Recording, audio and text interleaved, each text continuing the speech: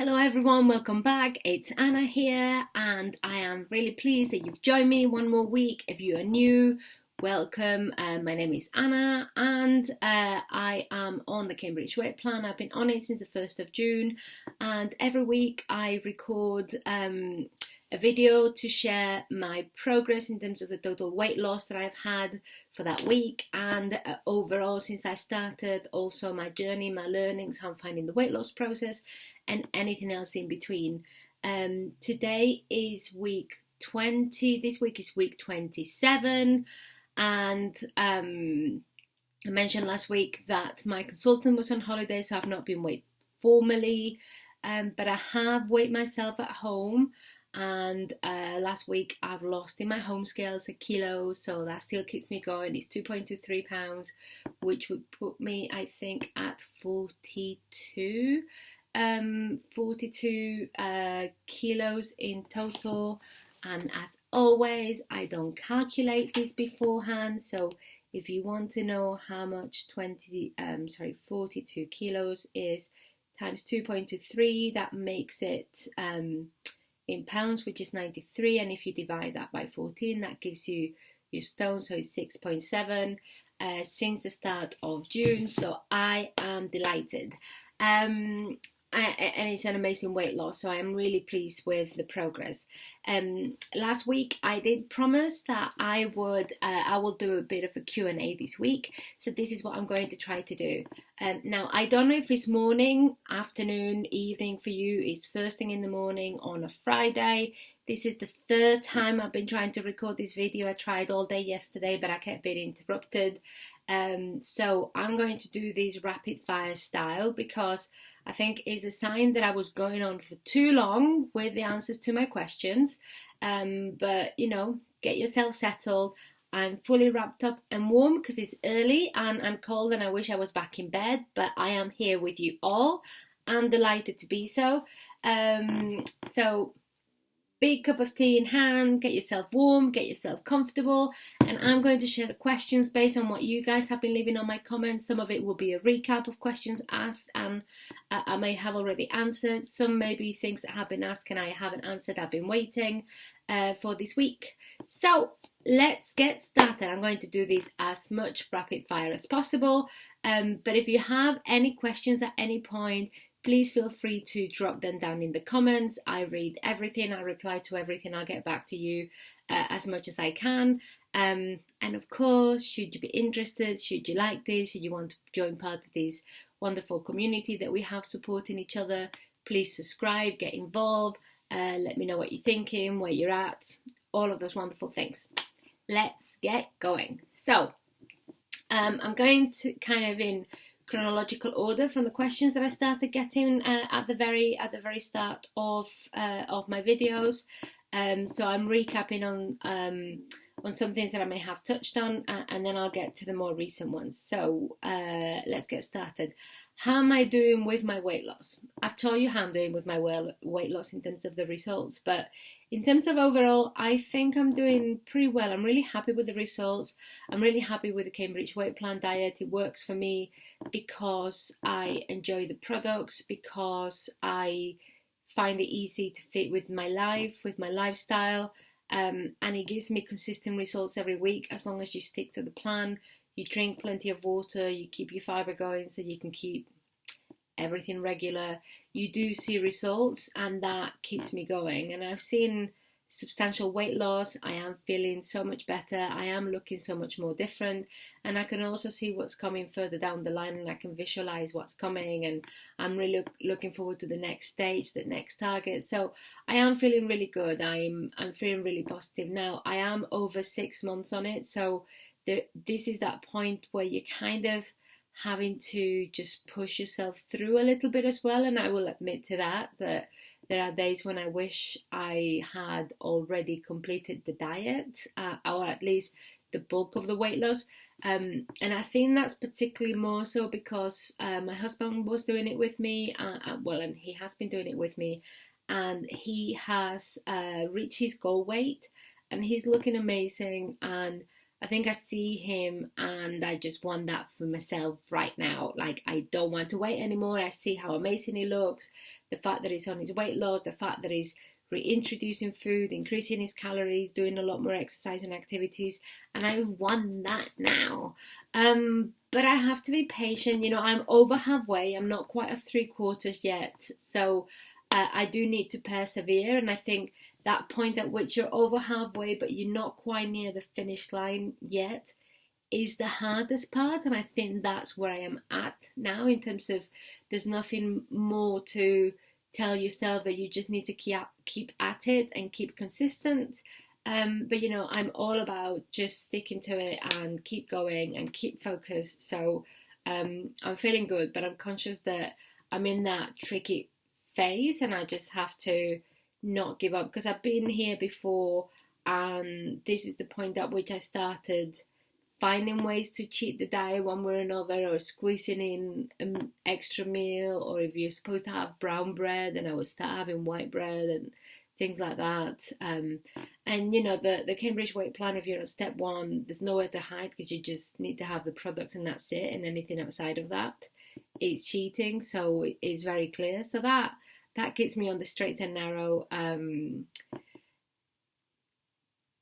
that's all I need to do right now. So yeah, but putting that aside, because that's just one element, overall is great. And like I said, I keep seeing results every week, and that really keeps me going. So that's all good. By the way, sorry about the glare with the glasses. It's very difficult to get the lighting right and the glasses right, so it's just something that we're going to have to live with.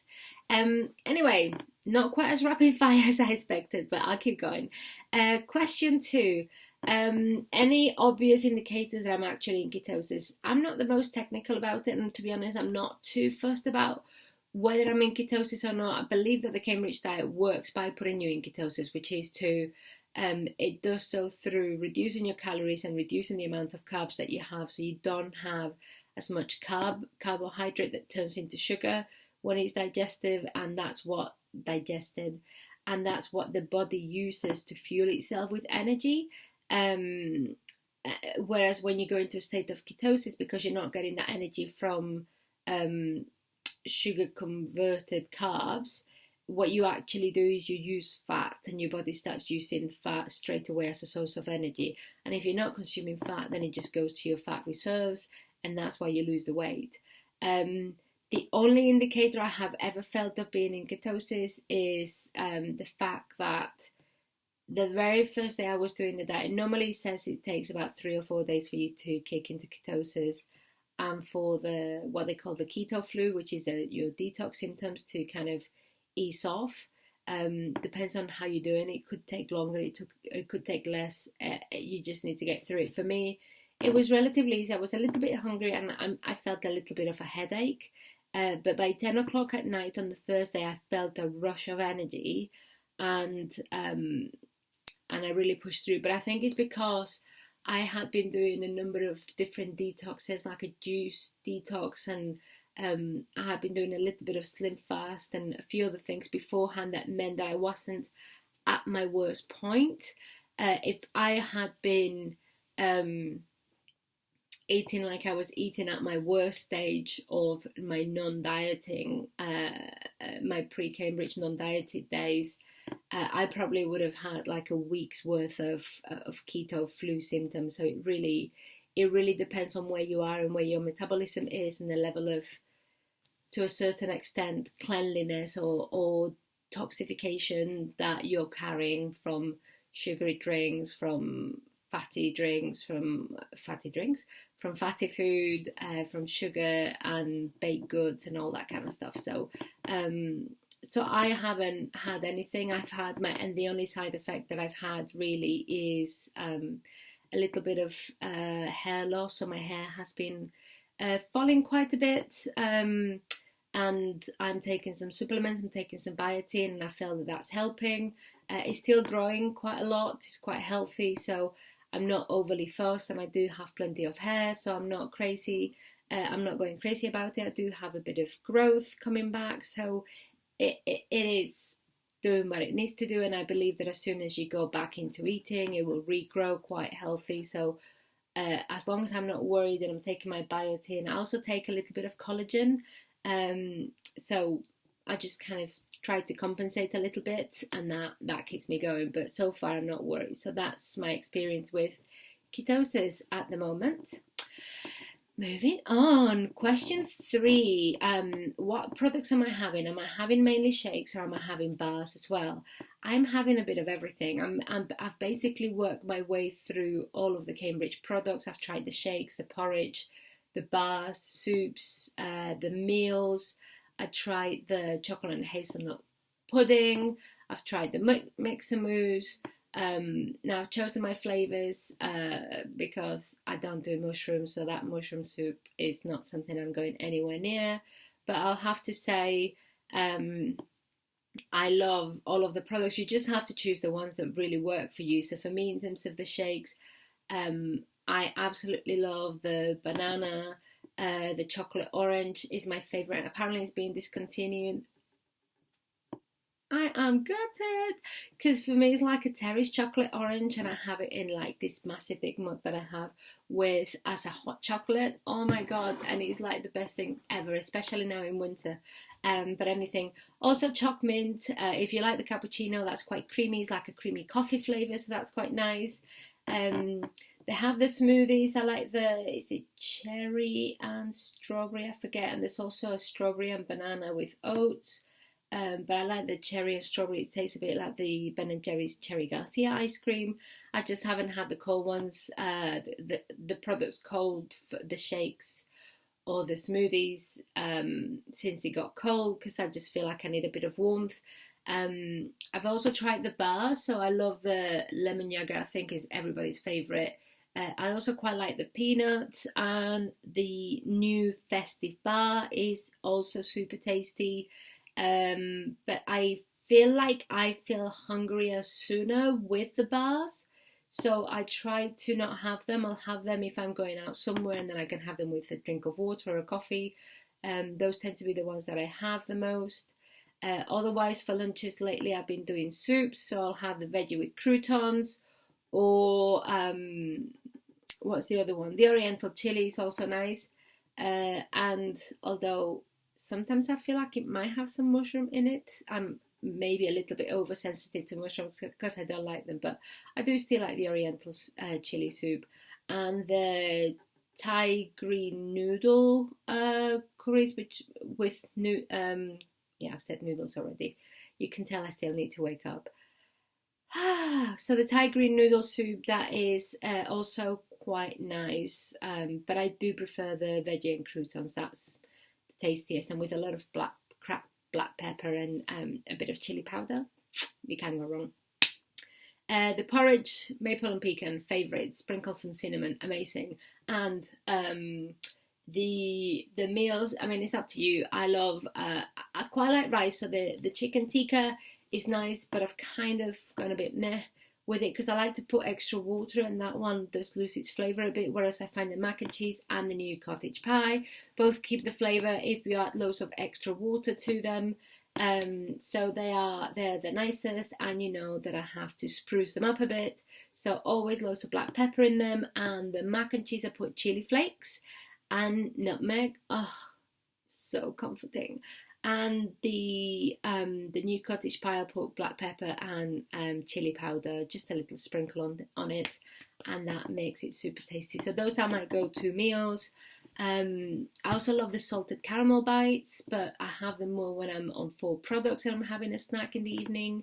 But they are filling. I've had them for breakfast as well, and or for lunch, and they've been okay with lots of water and a coffee maybe, or a tea. And what else? Am I forgetting something? Probably am. But those are my favourite products, and I have them all. I'll have a shake, a soup, and a meal. So the most average day is chocolate orange shake as a hot chocolate with a teaspoon of fibre in it. I will have the veg and crouton soup, and then I will have the mac and cheese. That is the most average of my days. And even though I am somebody that I would normally hate to have the same thing every day, I don't have a problem having those 3 every single day. It just keeps me going. I love them. I look forward to having them. You can go wrong. So, but do make sure that whatever you do, you find products that you really enjoy, because if you're struggling with them, if you don't like them, you're going to suffer. So if you only like soups, just have soups. If you like your mac and cheese, have mac and cheese, even if it's going to be a bit weird to have it for breakfast. Or have the porridge. Just go for things that you like. I know that some people think that if you stick to the liquid products, you're going to lose more weight. That might be the case, but I think if you stick to liquid products, you're going to make life harder for you, because you're just not going to feel as satisfied. So for me, I think the fact that I've been able to have different meals, and it feels like they are different meals, different textures, different feel in terms of how you're eating them, it just makes it feel a little bit more normal. If you're in having a meal with family, it's very different if you sat there with with your spoon and you're actually eating things, as opposed to having to just drink a shake. So I do think that it helps mentally to manage that, especially if you have to do it for a long period of time like I have done. So don't limit yourself to the shakes. Just make sure that you're having it, because it's not going to make that much of a difference. It's going to be 100 grams up or down if you have bars or solid food or one of the meals versus shakes or a soup. So it really isn't worth you just suffering through having nothing but liquids for an extended period of time. Question 4 is so I have stated that I want to lose 11 stone in total, and the question is that too much weight for me to lose? I don't think it is. When you look at my starting point, I was the biggest I have ever been, and I'm not the tallest person, so that was a huge amount of weight for me to carry. And you will have seen my face, but what you didn't see is my belly and my legs and my arms and my bum. And I was carrying a huge amount of weight, and I have set my targets based on the BMI table. So when you look at the BMI, you get your normal weight range, you get overweight, then you get obese or morbidly obese, and I was definitely at the morbidly obese space. So I was very much at the more extreme end of the scale, and I need to bring myself down back to normal. And when I've looked at normal, I've not gone just for the top, but I haven't even gone for the bottom or even the middle. It's just kind of between the middle point and the high point of the normal weight on the BMI chart, and that's what I've chosen. And I've seen a few people, including my husband more recently, having reached that, and I think it makes sense. And I do remember looking at the BMI charts in the past when I was at my heaviest, and thinking, those charts just can't be right. It's just too low. They don't know what they're talking about. But the reality is that I was the one that I didn't know what I was talking about. I think I was so far gone and so much in denial and blinded to how much weight I had put on, that I didn't really realize that my benchmark and my kind of baseline for what normal is was completely warped. And I have learned to realize that through this process, and through seeing him losing the weight and where he's at versus where he was. And 6 months ago, I would never have believed that he would be where he's at now. But if you saw him now, you would never think that he's somebody that's ever been overweight. He's just a normal range. You would think he's perfectly normal if you never met him before, and that's how it should be. So I think there's just something that we've got used to, allowing and living with a certain amount of additional fat, that, at least for me personally, by the way, I'm not shaming in any way. I'm truly talking about my own experience and my own thoughts and where I was. I think I was just in a space of just complete denial and completely blinded to the understanding of what normal should be versus where I was. And I think that's when I saw the BMI chart and I thought, okay, that means I need to lose 11 stone. Effectively, that's a whole person. You know, there's plenty of people out there that weigh 11 stone, and there's plenty of people out there that weigh 11 stone and want to lose weight, which is a bit crazy. So, and that's what I need to lose. I don't think it's too much, but what I'm also focused is on making sure that I am listening to my body. So if at any point I don't feel well, or I feel ill, or I think I'm going too far, I will stop dieting, and I will listen to my body, and I'll make sure that I'm doing everything in a healthy way. And if I need to, I'll just go to the doctors to get checked, whatever I need to do to make sure that I'm in a good place, because I'm doing this for me, for my health, for my well-being. So I'm not planning on going on some form of extreme weight loss. But all I want to say is, whilst you see my face and you've seen how much weight I've lost, and the thought of me having lost 6.5 stone still means I need to lose another 4.5 to get to the 11 stone. You might be seeing me now and thinking, you know, you don't have 4.5 stone to lose, but actually I do. I have plenty around my belly, I have plenty around my legs and my bum still. You know, my arms still need to lose some weight. For me, the interesting thing, when I see my face and I think I've lost so much weight, and I really have lost so much weight on my face, but every week I think, okay, I don't think I'll probably lose any more weight from my face, but it does. It keeps going down, and you know, I can see my ears a lot more than I used to be able to. And there's all of this here, which there's some loose skin, but there's still some fat that needs to go down. And when I pinch my cheeks, you know, there's still a fair amount of pinch there. It's not the skin that you see most people that are at normal weight range be.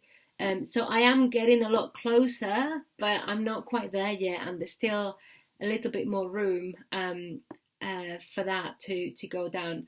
I can't quite picture what it's going to be like. I am about 4 kilos, just over half a stone away from being down at the lowest I've been in 10 years, which will be epic. But I'm not quite there yet. So yes, so I'll have to see how it goes. Hang on, dog alert.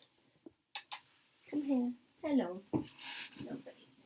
Hello, babes. Oh, here we go. Dog alert. It's early in the morning, and she's feeling very, very, very mushy. I think she wishes we were both still in bed, so we're going to have to deal with dog on top of me for a little bit, because she does need a walk and she will get restless otherwise. So apologies, but this one is making a little bit of a grand appearance today, which is very appropriate for our Q&A. So she will sit down in just a second. There we go. She sat down.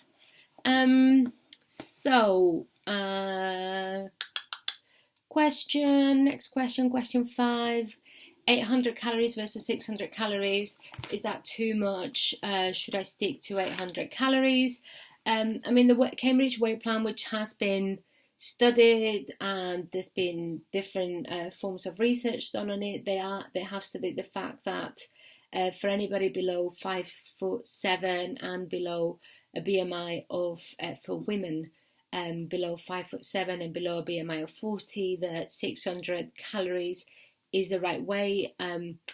I'm okay with going down to that. I was a bit apprehensive at first with reducing from 4 to 3 products, but I haven't found it as difficult as I thought it was going to be. I think it was more the mental change of going from 4 to 3 products and giving up one of my precious products, which for me was the salted caramel bites, which I used to have a couple of hours after my evening meal as an evening treat. And it's not a bad thing to give that out, because it just forces you to step away from the thought of, I need to have some dessert or something sweet later on. So I don't think it's been a bad thing. And I do feel okay. If I was feeling faint or if I was feeling weak or anything, I would consider changing that, but I don't feel the need right now. And I do realise that to get down to the weight level I need to get used to really reducing my calorie intake from where I was. So it also feels feels right that I need to reduce the amount of calories that I'm having for dieting to get to that point. It's not the most technical answer, but that's kind of where I am. And if I feel any different, I'll adjust. But for now, 600 calories is working better than I thought it was. I think it was just more the initial shock of having to go from 4 products to 3 that I was a bit apprehensive about. Okay, hang on a minute. We need to sort this out. Here we go. So,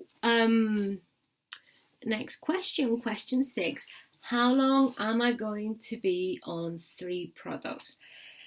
So, I am, the quick answer is that I think I'm going to be on it until the start of the summer, probably May or June.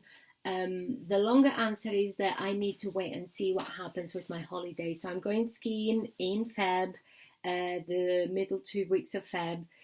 To go skiing, I will need to come off step 1 in January to prepare for it. So probably go to step 2, step 3. And that means that the weight loss is going to slow down a little bit. When I'm away, I won't be able to just stick to Cambridge products, because when you're exercising, especially skiing, it's, you know, it is quite high intensity in terms of the level of activity that you need to do. So I will need some calories. I will be eating primarily protein and veg without having the carbs, but I will be eating normal. So if I put on weight, I'll put on weight. If I don't, and if I maintain, that's fine. So that might just be a bit of a glitch in February whilst I work through that, but it's a really special holiday for us, so I'm not missing out on it. And then I'll just deal with whatever happens when I come back, and I will continue until I get to my weight goal. So I'll get to goal, and then I'll start going up the steps. Because when I've discussed this with my consultant, it's interesting because so my husband's been going up the steps after he's reached his goal weight, but he has continued to lose weight week on week. Now that's men, because men, damn it, you just continue to lose weight so much quicker than women do. For women, we're built to retain fat storage so that we can be ready for having children at any point in time. That's how our bodies are physically formed and engineered, so that we can be amazing fat stores to be like little squirrels that are saving up for the winter. So that means that when I go up the steps, I am probably going to not lose weight and stay stable. So if that's the case, then I would rather just get to goal, which is probably going to be end of May. But given that I'm going to be on step 1 now until January, then I'll come back in Feb. I'll probably need to do one more round of step 1 after my holidays. I think that's what I will do. And I'm not sure I'll fully need to do the full 12 weeks. It might be till about May, might be June. I'll just see how it goes. But I think that's kind of where I'm going to be at. So fingers crossed, but we'll see when we get there. Question 7, dealing with events and gatherings. How do I do that? I've shared in the past that my approach to dealing with social events is to either try to change the nature of them, so to not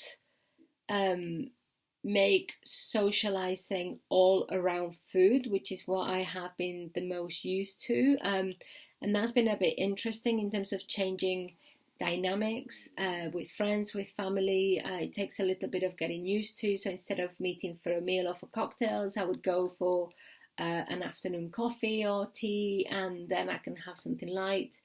If I have people coming over, then painfully they've got themselves a fish and chips and I've just had my products, which is not the best thing. Or recently I have just cooked something, because as he started eating more, then I've been cooking more for him. We kind of cook each other's and we swap plates at the end. It's quite amusing.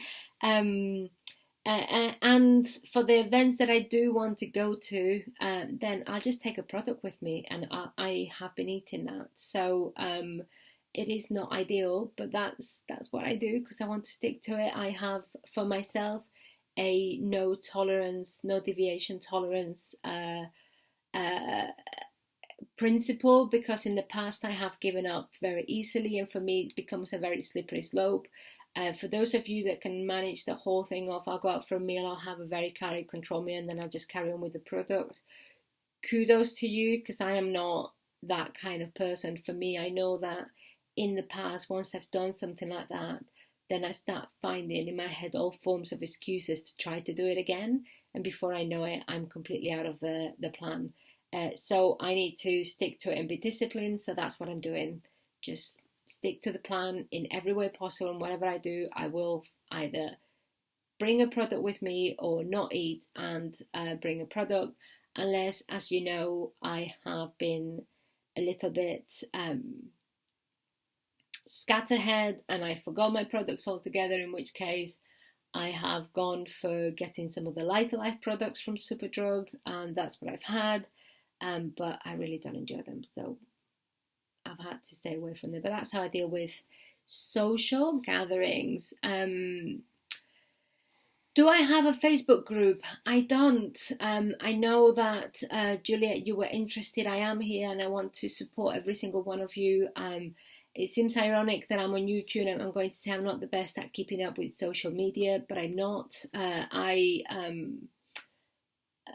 Primarily, I don't know what to post most of the time or what to go through. I will watch what people put on, but more often than not, I forget to either take a photo or do something, or I don't think about the sorts of things that I should be sharing until probably it's too late. So, but I realize that we are building a little bit of a community. I realize that there's quite a lot of support that we all need to give to each other, especially as you're going through the diet. We have days that are better, that are worse. So I am keen to investigate and to look into it.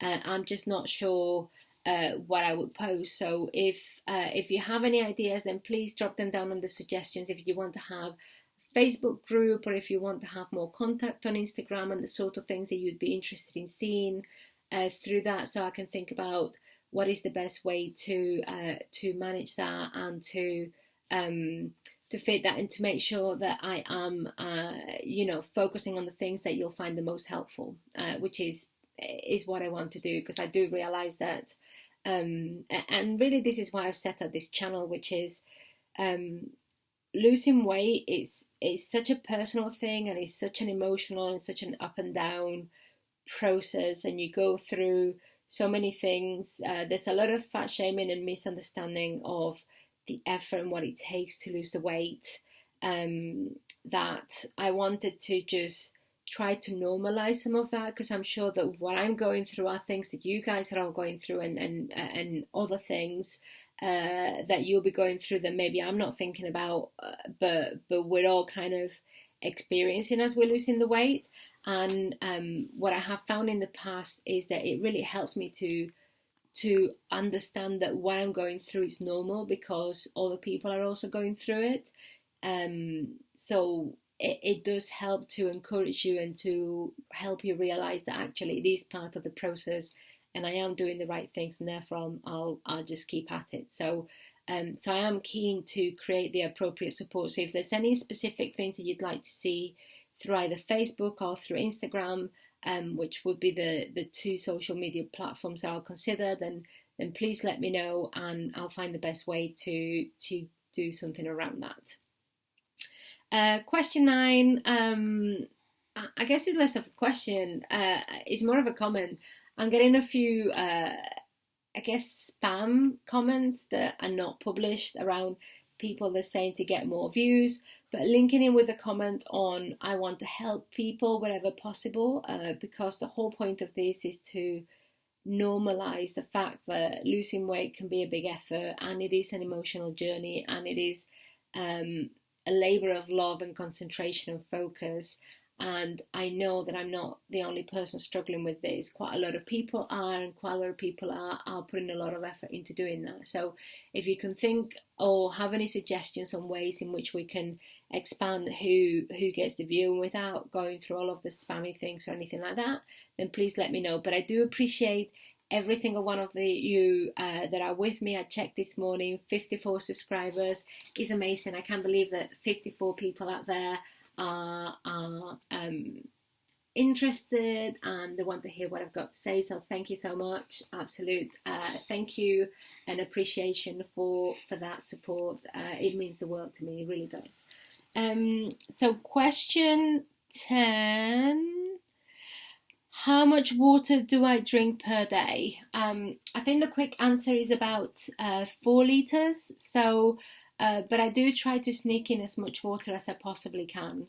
So let me just check. Poor thing, I think she's getting anxious. There we go. She needs to have a moment, and then she's like, okay, that's enough. I'm just going off now. So yes, I know. You need a walk. I need to finish. Water. I think it's about 4 liters. I tend to have a pint of water first thing in the morning. Then I'll have my shake. And my shake, as I've told you, I always fill up with loads of water. So normally that would be about half the amount of water is what you would normally need to put in a milkshake.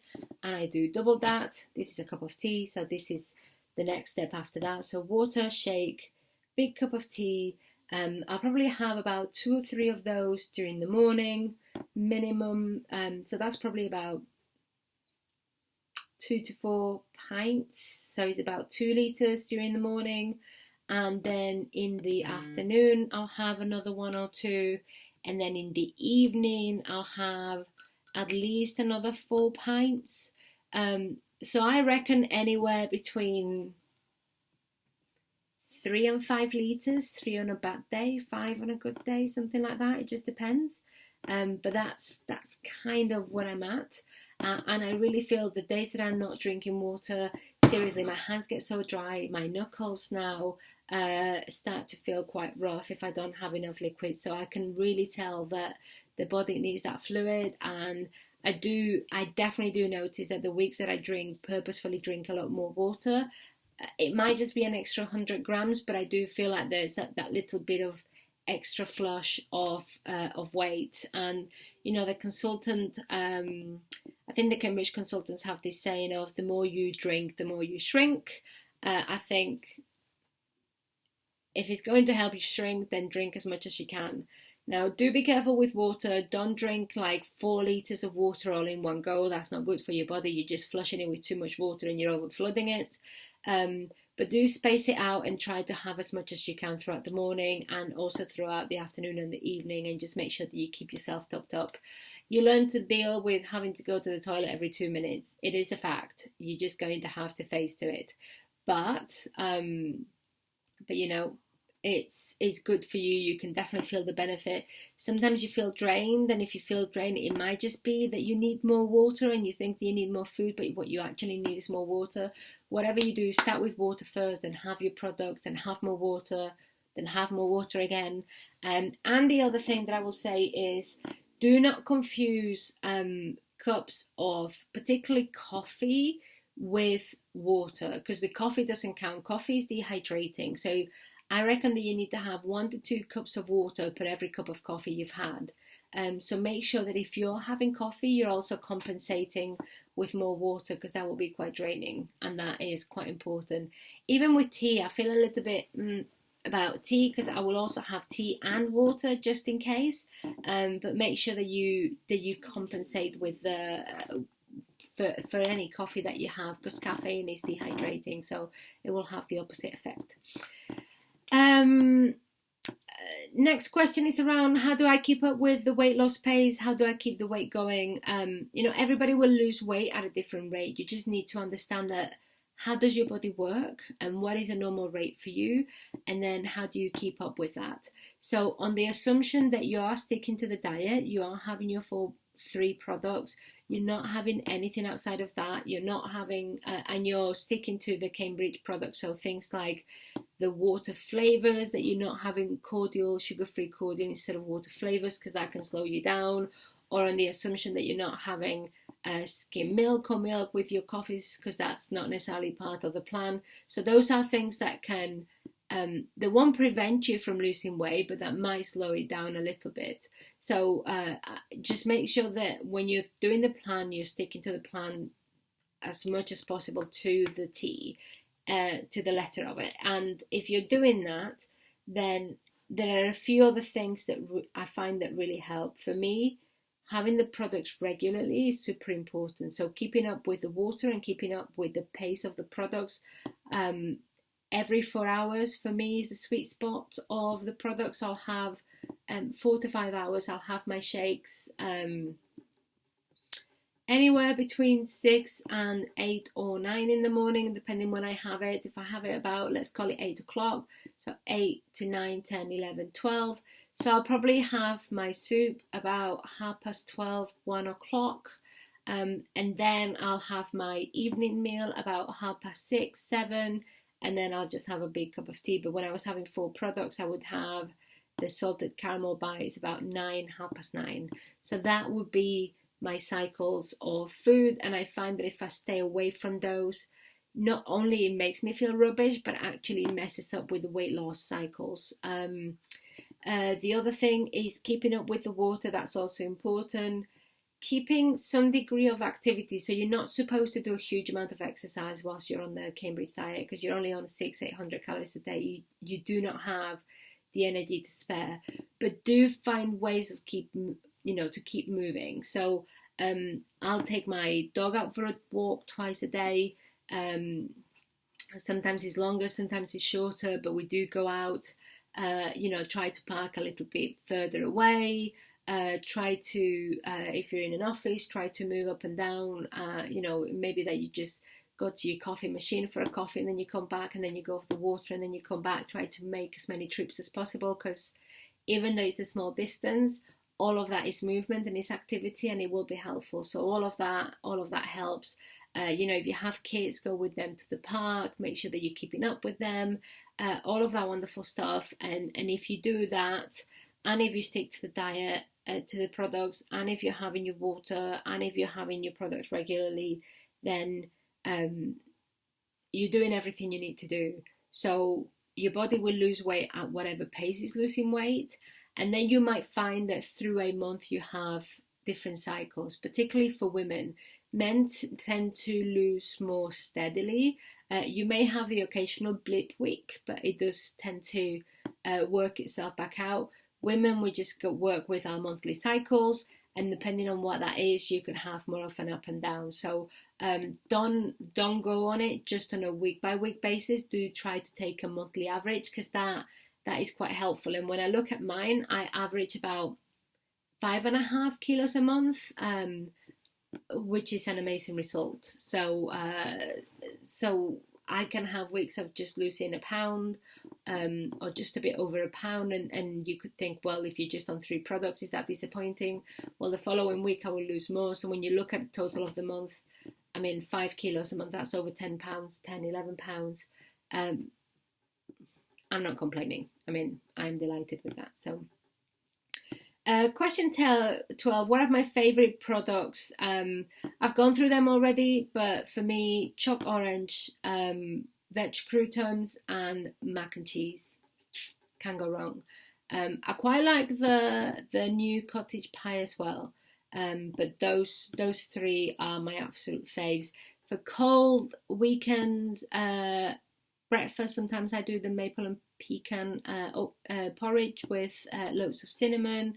Sometimes I'll do the chocolate mint shake, which is quite nice and also quite festive, and the banana shake, but that's only cold, therefore I haven't been having it so much, but that is I absolutely love that. So those are my faves, and the salted caramel bites and the lemon bar, but those 2 just set off my sweet cravings, so I try to avoid them, but they are worth having.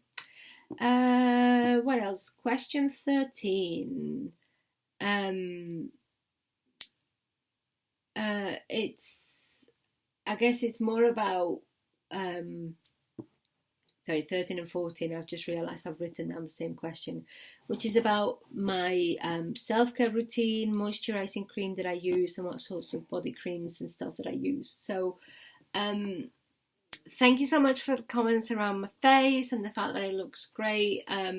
I only have, I'm afraid, family, and I know that this is going to sound like such a cop-out, but I only have family genetics to thank for this, especially my mother, because not only I have her amazing cheekbones, but also her skin. She's quite baby face, and she does keep quite well, and I think that helps because I am not the most consistent at face care routines. I could sit here and tell you, oh, I use all of these creams, but I'm fairly erratic. I do use creams and I do put, plenty of moisturizer, but probably not with the same level of rigor and consistency of every morning and every evening.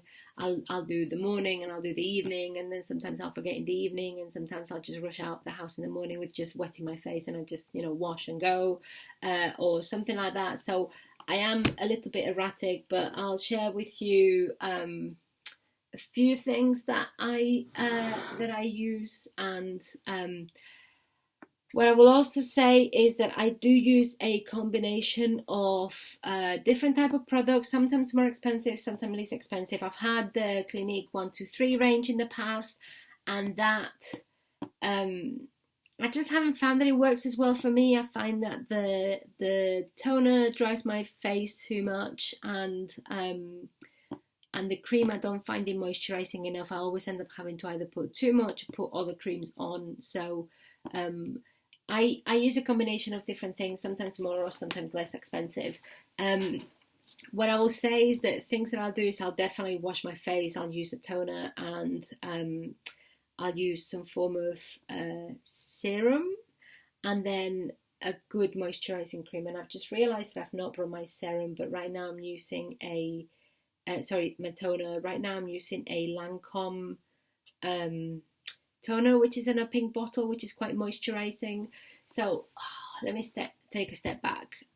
Before I started Lucy, I've always had relatively dry skin. My skin absorbs cream like anything. Before I started the diet, also my cheeks were always really red. I've always said that I've had Heidi cheeks, and I used to love the cartoon Heidi growing up. And I've always had these big rosy cheeks, like somebody who just lives in the Swiss Alps with big rosy cheeks from the cold weather. But that redness was starting to get a little bit too much. I was worried that maybe I had rosacea, which is where you have an immune disease condition where your skin gets rashed very quickly, and particularly in the face it's always red. So I've always tried to use very gentle, very calming, very moisturizing type of products for my face. As I've gone down, but I don't always stick to that. As I have gone down in weight, I've realized that all of that has come down. And it's, there's still a tiny bit of rosiness, but it's not quite as aggressive as it used to be. So it feels like it's really going down. It's still fairly dry, but I always used to get random spots. And that is not happening as much. It's not happening. The only thing I'm getting is my detox spots, which are like blind spots. They come and they go as long as I let them be, which I'm not the best at. But what do I use? It's a whole lot of random things. The things that more people will be able to relate to is the Lancome toner. I can't remember where I found this, but I'll find any form of serum of whatever brand I think is reasonable, and I think it's going to moisturize the skin. Right now I have this Balance Gold Collagen one that my mother gave me, which is great. It has like gold leaf little glitter bits on it, and I find that it does make the face quite glowy and radiant, even though I haven't put it on yet. I told you I'm not the most consistent. So I'll wash my face with any form of gentle soap. I have one from Clarins, which is anti-pollution. I'll do the toner, and then I'll do something like that. And there's nothing like good old-fashioned Olay. This is the night cream, and I have a day cream as well. But I have to say that very often I put the night cream on in the morning as well, because it's very moisturizing. And like I said, I've got dry skin, so this just takes everything in and it feels great, so that's good. And I still have some from when I was trying really to take any form of chemicals off my face. I have the Neil's Yards Nourishing Orange Flower Daily Moisture. It's very, very light, so those are for days where I may feel like I don't need as much moisturizer, particularly in the summer. I feel like I don't need as much as in the winter, so that's what I might use. And then any form of cream that I see that is going to be very moisturizing, I'll just go to Boots or Superdrug and look for something that that is quite helpful. In terms of that, I do find that I don't mind spending a little bit more money for my face, so I do really like the Calorie stuff, the toner that they have, an anti-pollution one, and a calming chamomile is quite good for me because, like I said, it does get irritated quite easily. But seriously, for economy and access, you can't go wrong, right? You really can't. And then for the body, I've mentioned this before as well.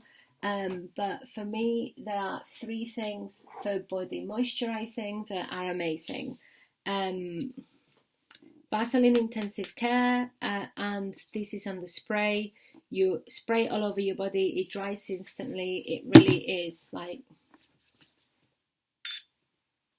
it just applies super quick and it's just absorbed and gone. So that's great. I need a bit more. So that is amazing, and it just absorbs like that. That is gone, which is great. And I also get the same spray but on the palmers. But I've got the Stretch Mark cream. This is a massage lotion. It is a bit thicker, but this for stretch marks, particularly if you have a lot of weight to lose. It's amazing, but they also do it in the spray form, just like the Vaseline. I think I've found that in Boots. I definitely highly recommend those. I'm a bit more skeptical about recommending anything for the face because everybody's face is different. It depends on your skin condition. You cannot go off my skin and my face because I don't have a specific care routine. I have a whole range of different creams that I use, but you need to make sure that whatever you're using is matched to yours. So I would say you can go somewhere like Boots or Debs or House of Fraser and make sure that they'll give you the full works and the treatment and they tell you about your skin and all of that.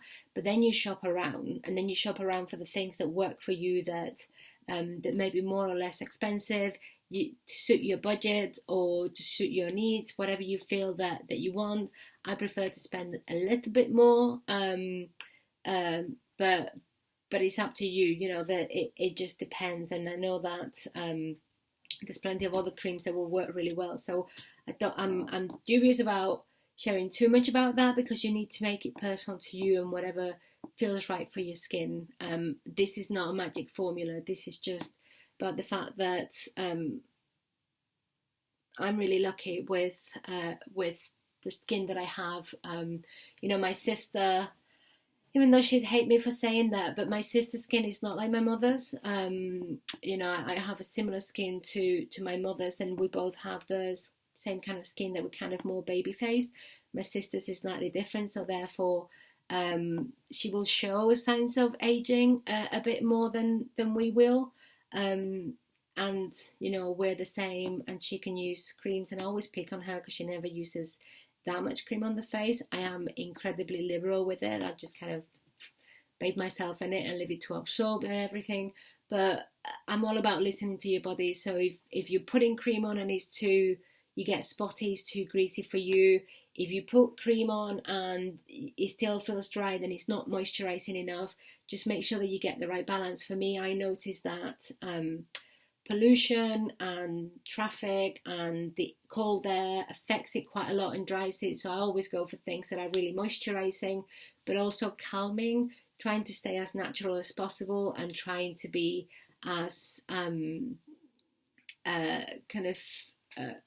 just things that will help the skin calm down, because in the past it's always flared up. So that's what I go for.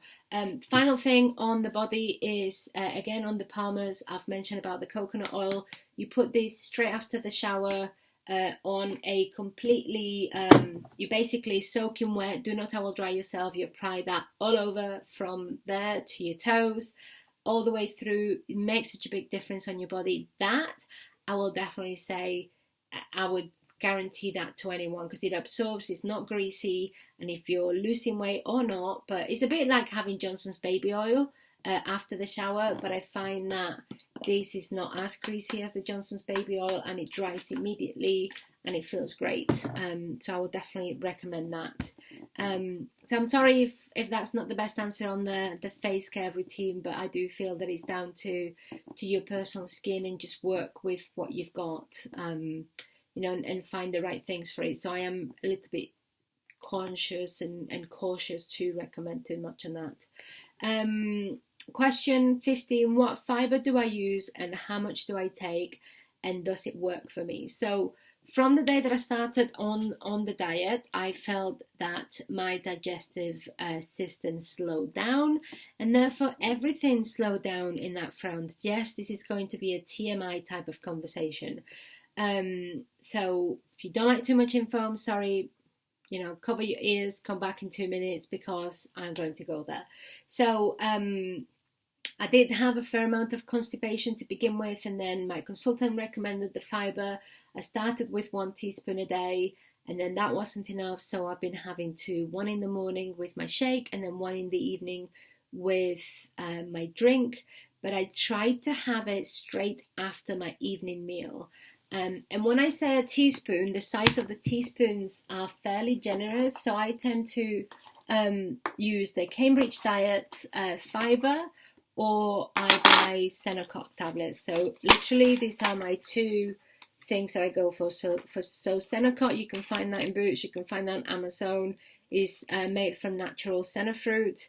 They say it's clinically proven medicine for short-term or occasional constipation, and it's overnight relief. I like that because you take 1 or 2 of those, and it tends to help you to be quite regular, and you kind of get your business done first thing in the morning, and then you can get on with the rest of your day. The Cambridge Diet, if I stick to 2 of these a day, morning and evening, then I don't need to take that. And when I say a teaspoon, I mean a very generous teaspoon. So I don't use like your teaspoon measures. I started using that, but that was not good enough for me. So when I say a teaspoon, this is the size of teaspoon that I'm using. So I will literally go as big as this teaspoon will hold, and I will put it in. That's what I'm having. So 1 mixed with, now I put it straight into my hot drink, so I'll mix that with the hot drink, or I will and I will do it in the evening with a cold drink. It kind of goes, it does dissolve in water, but it does kind of go like these sort of congealy, kind of slimy white material if you don't mix it properly. So 2 tricks for mixing this thing properly is to not fill your glass fully. So you either need to start with a completely dry glass, so completely brand new glass, clean, dry. You put your teaspoon in the bottom, and then you fill it halfway through, then you stir it like crazy, and then you add the rest of the water and you continue to stir, and that tends to dissolve it. It doesn't taste like anything, so you could just drink it like that. Or you can put the water up to halfway in the glass, then just pick the teaspoon and then just dunk it in, and again stir it like crazy. And then those are the 2 things I've noticed that dissolve it the best. Otherwise it kind of sticks to the teaspoon and it just gets a bit annoying. It does dissolve quite well with hot water, so if you're mixing it with the hot water, it doesn't matter. But I'll have 1 of those in the morning, 1 of those in the evening. At the very start, and if you have a bit of blockage happening and things are not moving, I would say have 1 of these, start with 1 at night after your evening meal, and if that doesn't do it, then go for 2. Do not do more than 2, seriously. If you need to go for 2, you will feel it. Everything everything will come out. You will be fully empty. But hopefully, if you need that one, will do the job. But do one or the other, not both. And if you're doing both and that's not moving it, first of all, try, if you're not doing anything for more than 2 days, then even if you're taking the fiber, then definitely have one of those. Because you can't be having all of that body waste inside yourself. It's not good for you. So you need to make sure that you're clearing things out. So another thing, I guess, for the how to stay on top of your diet and making sure that everything's moving is, if you're not going to the loo often enough, then you need to do something about it. I try to keep it so that I am daily or every 2 days maximum. If it goes more than that, I get very uncomfortable and I really don't like it. So I try to stay myself regular, and that's what I do. But please, that's such a careful thing. It's such a thing to be careful with. So if you have a huge amount of problems, then don't try to self-medicate. Also go to your doctors and ask them to recommend what is the best way to go about it. But those, if you try the 2 teaspoons of the fiber, start with 1 and maybe start with less than I have, and then increase it to 2 if you need to. For me, I've noticed that since the last time I've gone on round 2, I don't need to use it as frequently, so I've actually reduced the amount of fiber I have a little bit. This week I've been having it just in the mornings, and I can feel that that's not enough, so I'm going to have to increase it again, but maybe not use as much in the evening. So you'll also see an evolution on how much or how little you need to use. It just depends. So find a way to keep your personal bodily routines going, and then you'll be good. So hopefully that is of use to you. Question 16 is about what clothing choices am I making now that I've lost all of this weight? Anything I am more confident to wear now? This is from Scary Spider. Thank you so much for asking the question. Clothing choices. So what I used to wear to go to work was always trousers and a blouse. And the trousers were quite big, and the blouse was like the biggest blouse that I felt that I could hide in. As I've gone down, I felt more and more frumpy the bigger the clothes were. And because I don't feel confident, because I've got, my biggest problem area is my belly, and I don't feel comfortable to wear a shirt that gets tucked in, because I feel that it just shows all of my belly, especially the lower belly. That is kind of the area that I like the least. I feel it's like the worst, the biggest problem area. Then that became a problem, and wearing just normal dress trousers just does not look right, because my belly would be too big. So to wear trousers that would go around my belly would mean that any of the area around my thighs, or just kind of just below the waist, would look too baggy and frumpy. I didn't like it.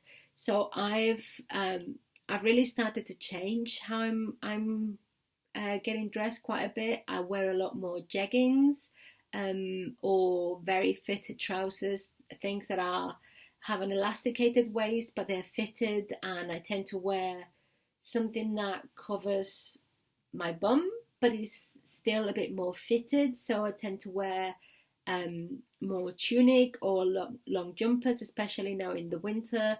Or if I wear a blouse, I'll wear a blouse that is fitted at the waist, but then it kind of flares out a little bit after that. I've started wearing dresses. I never ever used to wear dresses or shirts, and I've noticed that it was because my belly was so big that I felt like I was looking like a tent. So an A-line skirt was never something I would ever consider wearing, whereas now my legs have gone down a fair bit, and as long as I can get it past my waist and then flare out, I think it looks quite nice and quite slimming and quite smart. So I am wearing dresses, I am wearing skirts, which I never used to. It also helps that you can put tights on more comfortably, and you can get tights anywhere that fit now, so that really helps. So jeggings or more fitted trousers, then dresses and A-line skirts with tights are the biggest things I started wearing. I definitely noticed that I'm wearing far more fitted clothes. Like my shirts used to be really baggy, whereas now I find that if everything is baggy, I look more frumpy. So I prefer a lot more fitted things to my body, even if I still have plenty of weight to lose. But having more fitted clothes, it's is a lot better for me, and I feel like it helps me to dress smarter. I also feel like I'm able to dress smarter than I used to, because I can wear different clothes, whereas before I was more limited with the choices that I had. And you guys don't see me too much, and right now you just see me with a jumper, and I'm kind of wearing my little scarf here to cover myself up, like my granny blanket, because I'm cold. But I am dressing smarter, and I find that some really nice jeggings with a nice shirt and a jumper over the top looks really good, or a nice tunic. I've also got a knitted dress that I wear with tights. I've also started wearing little belts that I can put around the top of my waist so that they look quite cute with a dress, not right on the I guess high waist, as opposed to the real waistline where the belly button is, a little bit higher than that. But it just means I can also accessorize a little bit different.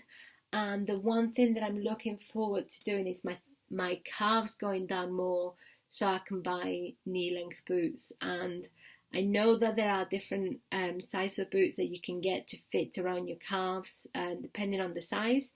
But for me, I don't know, I just want to be able to buy a standard set of knee length boots. The fit around my calf is kind of been like, I guess, a big weight loss target, and the moment that I get into one of those, I'm almost there. I'm not quite there. My calves have gone down loads.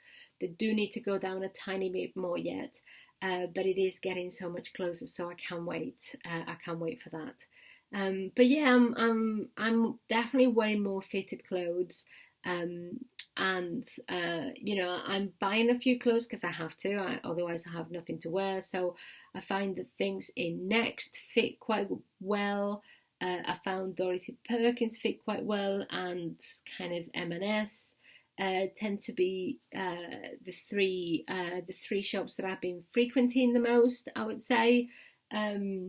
But I'm trying to keep it to a minimum, like a couple of trousers for work and a couple of blouses and a jumper and a few things, because I am going down so much that I found that I bought a pair of trousers about a month and a half, 2 months ago, and they're already too big for me and I cannot wear them. So I'm trying to spend as little as possible. So dresses that flare out, skirts and tights tend to see me through more sizes, because you can also add a belt and that kind of dresses it up, but it also brings it in, so you can get away with wearing them for longer even if they fit a bit better.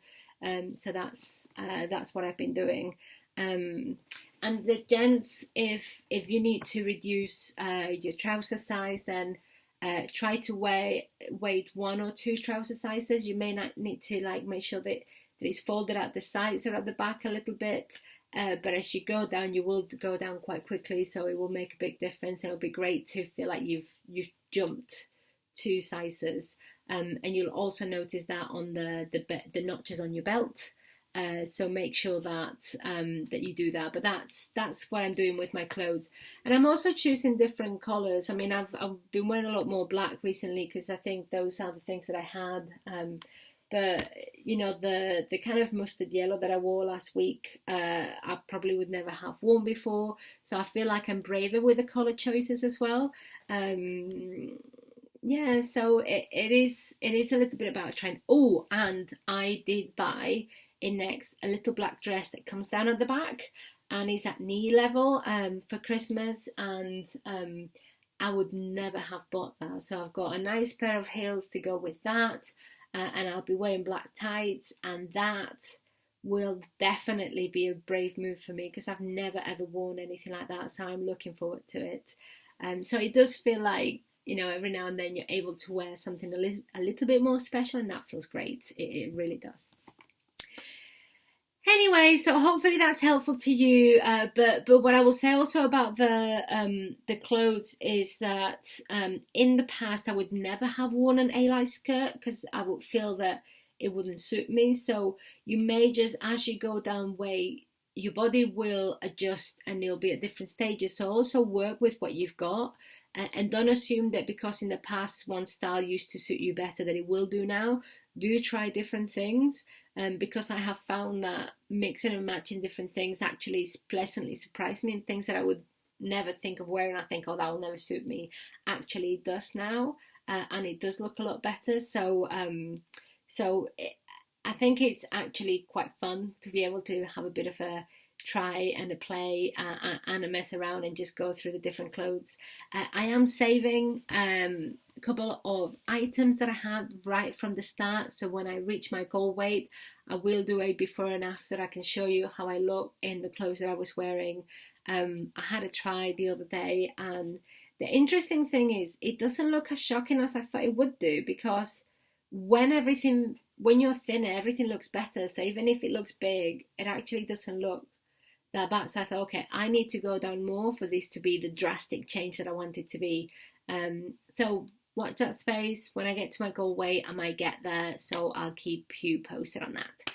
Anyway, so that's on clothing. And then question 17, what meals did I eat on step 2? When I was doing step 2 for a week. So I was having shake, soup, a dinner that I'll talk about in just a second, and then my caramel bites in the evening as a snack. And the meals I had, extra lean steak cut really thin with garlic and with broccoli with a bit of soy sauce on it, and salad. I found that salad, if you find like mixed leaves, those go so much further for the calories. Broccoli, 80 grams is nothing. It's like a piece like that of broccoli. So I would chop that really finely and slice, and I'll throw it in with the meat. I would put it in the pan with no oil, and I would dry fry it, maybe add a bit of water to give it a bit of liquid and that. Then I would pour that over the salad, and that would be great. And I did that with meat, with chicken. I didn't actually have any fish. I think I had a chicken soup one of the days, but I did chicken in a soup with broccoli and spinach thrown in. That was really nice. I also did an egg scramble with courgette and spinach and onion. That was also really nice. I did try to record it, but the 2-3 times I tried to do it, we just had like so many technical malfunctions. My husband was trying to help me, and I was trying to record it so I would show you what to do. And the first time we did it, he didn't press the record button. The second time, he was pointing in the wrong direction. We're looking at the wrong way. And then I tried to do something else, and then I deleted it. It's like, okay, this is not happening. So I'm sorry, I haven't recorded any of the meals that I was having. Maybe that's the kind of thing that I could post on Facebook or Instagram if you're interested. But we'll have to wait until I'm away to find out a little bit more about what I'm doing when I start reintroducing food. So, wow, 1 hour and 12 minutes. I never thought I would make it this long. I was trying to make it rapid fire, but clearly there's no such thing as rapid fire or rapid answers from me. So I hope that you have found that helpful. If you have, and thank you for sticking with me for all that time. If you have any other questions, then please drop them down in the comments. Of course, subscribe, notification button. Thank you so much for sticking with me, and I look forward to hearing from all of you. Have an amazing week, have wonderful weight losses, have wonderful days focusing on yourself. Look forward to hearing from all of you. All the best. Talk soon. Bye.